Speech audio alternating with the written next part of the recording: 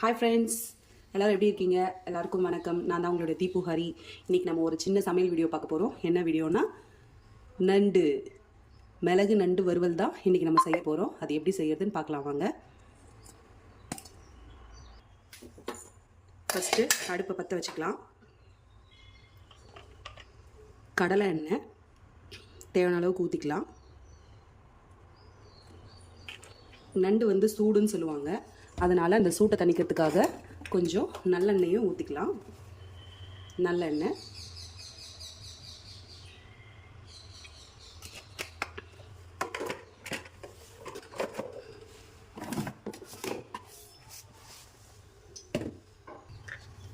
எண்ணெய் நல்லா காஞ்சதும் கடுகு போட்டுக்கலாம்.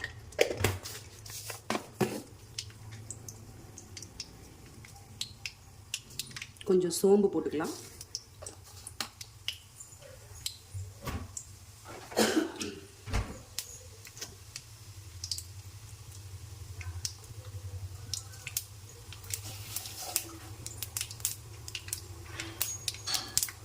கடுகு சோம்பு நல்லா பொரிஞ்சதும் வெங்காயம் பச்சை மிளகாய் போட்டுக்கலாம். இது 1 கிலோ நண்டுன்றதுனால கொஞ்சம் மீடியமாக பெரிய சைஸாக இருக்கிற வெங்காயம் ஒரு 3 கட் பண்ணியிருக்கேன் பொடியாக. இதை நல்லா பொன்னிறமாக முதல்ல வதக்கிக்கலாம். வெங்காயம் நல்லா ப்ரௌன் கலரில் வதங்கணும், அது வரைக்கும் நல்லா வதக்கி விடுங்க. இப்போ வெங்காயம் நல்லா கோல்டன் கலராக வதங்கிடுச்சு. தேவையான இஞ்சி பூண்டு பேஸ்ட்டு போட்டுக்கலாம். 1 டீஸ்பூன் போடுறேன்.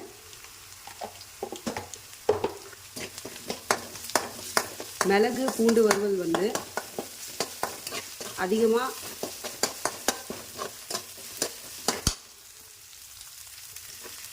மிளகு பூண்டுன்னு கிடையாது, நண்டு வறுவல் ரொம்ப அதிகமாக எடுத்துட்டாலும் சூடாகிடும் சொல்லுவாங்க. ஆனால் சீ ஃபுட்லேயே எனக்கு ரொம்ப பிடிச்சது ஃபஸ்ட்டு நண்டு தான். அதுக்கப்புறம் தான் இறாலும் மீனும். அது சூடாகாமல் இருக்கிறதுக்கு தான் நம்ம கொஞ்சம் நல்லெண்ணெய் ஆட் பண்ணிக்கிட்டோம். இஞ்சி பூண்டு போட்டு ஒரு 2 நிமிஷம் ஆயிடுச்சு. அந்த பச்சை ஸ்மெல் போனது. இப்போ கொஞ்சம் தக்காளி போட்டுக்கிறேன். ஒரு பெரிய தக்காளி 2 தக்காளி போட்டிருக்கேன். இதுவும் நல்லா தக்காளி வேகட்டும். தக்காளி நல்லா கூழாக வதங்கட்டும். இந்த நண்டு எல்லாருக்குமே ரொம்ப ரொம்ப நல்லது. சளி இரும்பல் டைமிங்கில் நண்டு சூப்பு, நண்டு ரசம், நண்டு கிரேவி இதெல்லாம் வச்சு தருவாங்க. நல்லா சூடாக சாப்பாடு வடிச்சிட்டு இந்த மிளகு நண்டு தொக்கை போட்டு வேறு எந்த குழம்புமே ஊற்றிக்காமல் அப்படியே பெரட்டி அந்த சாப்பாடோட சாப்பிட்றப்ப அப்படியே மூக்கிலேருந்து தண்ணி வலியணும். அப்படி சாப்பிட்டா தான் அதோட டேஸ்ட்டே நமக்கு நல்லா நாக்கில் நிற்கும். அந்த மாதிரி சாப்பிட்றப்ப நமக்கு சளி நல்லா கரைஞ்சி வரும்னு சொல்லுவாங்க. இந்த ஒரு டிஷ்ஷு மட்டும் நம்ம வீட்டில் செஞ்சால் மட்டும்தான் நல்லா ஃப்ரீயாக சாப்பிட முடியும்.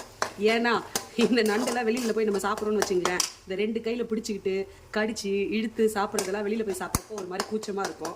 என்ன இருந்தாலும் இந்த நண்டு கிரேவி மட்டும் நம்ம வீட்டில் செய்கிறப்ப திருப்தியாக எவ்வளோ தேவையோ அவ்வளோ போட்டு சாப்பிட்டு நமக்கு பிடிச்ச மாதிரி மென்று துப்புறோமோ இல்லாட்டி 2 கையில் பிடிச்சி கடிச்சு துப்புறோமோ அதெல்லாம் வெளியில் போனால் சாப்பிட்றப்ப கூச்சமாக இருக்கும். எனக்கு ஏன்னா இந்த அனுபவம் நடந்திருக்கு. அது என்னென்னா, கல்யாணம் புதுசில் இந்த விருந்துக்கு எல்லார் வீட்டுக்கும் கூப்பிடுவாங்க பாருங்கள்.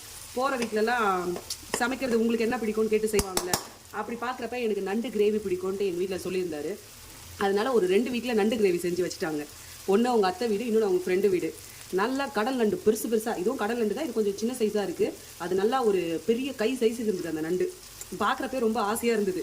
போய் நல்லா முதல்ல கல்யாணம் புதுசில் அந்த வீட்டில் உட்காந்து நம்ம அந்த நண்டை அப்படி கடித்து சாப்பிட்றப்ப என்னடா இது ராஜ்கிரண் மாதிரியே இருக்கா அப்படின்னு சொல்லி யாராவது கலாய்ச்சிட்டு போகிறாங்கன்னு சொல்லிட்டு, இல்லை எனக்கு ரொம்ப ஹீட்டாக இருக்குது, இந்த டைம் நான் நண்டு சாப்பிட்டா எனக்கு இன்னும் சூடாயிடும், அதனால் நண்டு வேணான்னு ஒரு பொய்யை சொல்லிட்டு வந்தேன்.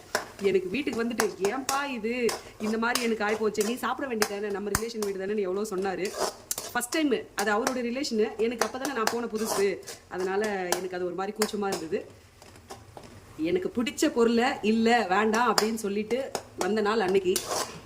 இன்னொரு ஃப்ரெண்டு வீட்டில் வேண்டான்னு சொல்லலை, இந்த காலெல்லாம் கடிக்காமல் இந்த வயிறு பகுதி அந்த உடம்பு இருக்குல்ல, அதை 2 உடச்சி போட்டிருப்பாங்களே, தட்டில் டங்குன்னு தட்டி அந்த சதையெல்லாம் எடுத்து சாப்பிட்டுட்டு வந்துட்டேன். கிரேவியை நல்லா சாப்பாட்டில் போட்டு திருப்தியாக சாப்பிட்டேன். அந்த காலை உடச்சி உள்ளே இருக்கிறதே நீட்டாக எடுத்து லெக் பீஸ் மாதிரி அந்த காலோட நண்டை இப்படி பிடிச்சிக்கணும். இப்போ இதுதான் கால் அப்படின்னா இந்த பீஸை இப்படி பிடிச்சி உடச்சிட்டு அப்புறம் அதுக்குள்ளே இருக்க சதையை அப்படியே சப்பி உருவி சாப்பிட்றப்ப அந்த டேஸ்ட் இருக்குது பாருங்கள், செம சூப்பராக இருக்கும். அந்த மாதிரிலாம் வெளியே போனால் சாப்பிட முடியாதுங்க. அதே நம்ம வீட்டில் சாப்பாடை போட்டுட்டு ஃபஸ்ட்டு சோறு சாப்பிட்றமோ இல்லையோ இந்த நண்டை முதல்ல உடச்சி அதில் இருக்கிறதெல்லாம் சாப்பிட்டு முடிச்சுட்டு லாஸ்ட்டாக தாங்க அந்த மிச்சம் இருக்கிற கிரேவியெல்லாம் போட்டு சாப்பாட்டில் சாப்பிட தோணும்.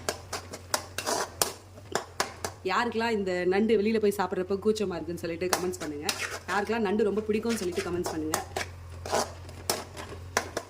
தக்காளி நல்லா வதங்கிடுச்சு. இப்போ நண்டையும் போட்டு வதக்கிக்கலாம்.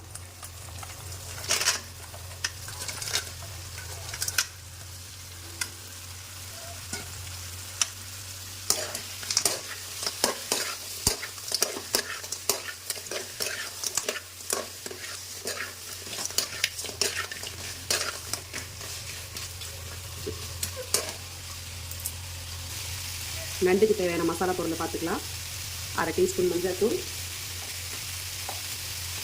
இது 1 கிலோ நண்டுன்றதுனால நாங்கள் கொஞ்சம் காரமாக சாப்பிடுவோம். ஆனாலும் மிளகாத்தூள் நம்ம பெப்பர் போட போகிறோன்றதுனால இது தேவைக்கு ஏற்ற மாதிரி கம்மி பண்ணிக்கலாம். நான் என்னுடைய வீட்டில் இருக்க இந்த ஸ்பூனோட அளவில் 2 ஸ்பூன் போட்டிருக்கேன். கொஞ்சம் ஸ்பைசி டேஸ்ட் வரதுக்காக கரம் மசாலா ஒரு 1/2 டீஸ்பூன் போடுறேன்.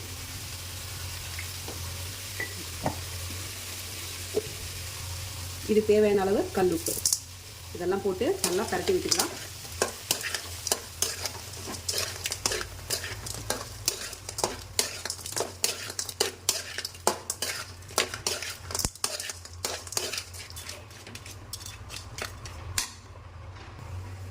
தேவையான மசாலாலாம் போட்டு நல்லா பரட்டி விட்டாச்சு. ஒரு 2 நிமிஷம் ஆயிடுச்சு. எல்லாத்தையும் போட்டு பரட்டி லைட்டாக அதோட பச்சை ஸ்மெல் போயிடுச்சு. இப்போ நண்டுக்கு தேவையான அளவுக்கு தண்ணி ஊற்றி வேக விட்டுக்கலாம்.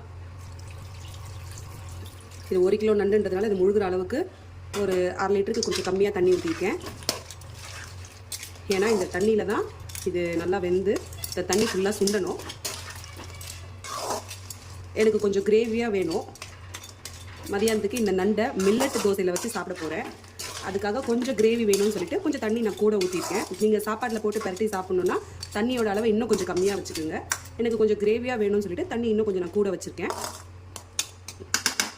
ஓகே, இப்போ இது நல்லா கொஞ்சம் மீடியம், கம்மியாகவும் இல்லாமல் அதிகமாகவும் இல்லாமல் மீடியம் தீயில் இந்த தண்ணி நல்லா கொதித்து வேகட்டும். ஒரு 2 நிமிஷத்துக்கு ஒரு தடவை திருப்பி திருப்பி விடணும். நல்லா கொதிக்க ஆரம்பிச்சிருச்சு. ஒரு 2 நிமிஷத்துக்கு ஒரு தடவை நல்லா திருப்பி திருப்பி விடணும், எல்லா பக்கமும் படுற மாதிரி.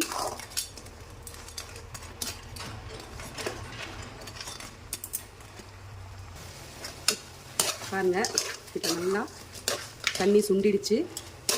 நான் கேட்ட மாதிரி எனக்கு கிரேவியாக இருக்குது. எனக்கு இந்த மாதிரி கிரேவி தான் வேணும். அதனால் நான் கொஞ்சம் தண்ணி கூட ஊற்றிட்டேன். நண்டு வெந்துருச்சு. இப்போ தேவையான அளவுக்கு பெப்பர் போட்டுக்கலாம். காரம் அவங்கவுங்களுக்கு தேவையான மாதிரி போட்டுக்கோங்க. இதில் நான் மீடியம் சைஸு 2 ஸ்பூன் அளவுக்கு பெப்பர் போட்டிருக்கேன். பெப்பர் போட்டு நல்லா வதக்கி விட்டுக்கலாம். இன்னமும் பனி அடங்கலை.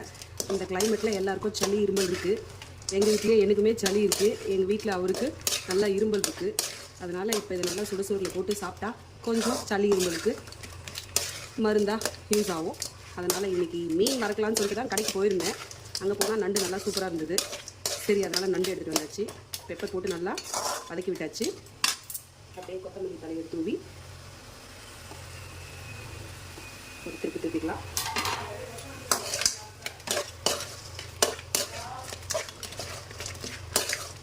ஓகே, முடிஞ்சிச்சு.